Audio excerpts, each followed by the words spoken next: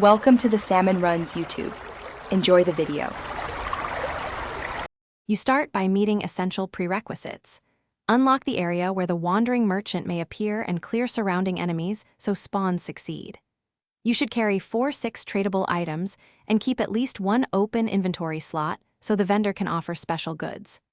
Once done, rest at a bench or use fast travel to reset the local spawn timer. This forces the game to recalculate NPC presence. Make sure to play during varied in-game times and check adjacent rooms to trigger the spawn conditions. Now you focus on causing the merchant to appear by manipulating spawn checks. Clear every enemy in connected rooms and avoid summoned allies that can block spawns. Move through the zone and interact with doors, switches, and shortcuts because those state changes often force NPCs to respawn in new locations. Pace yourself.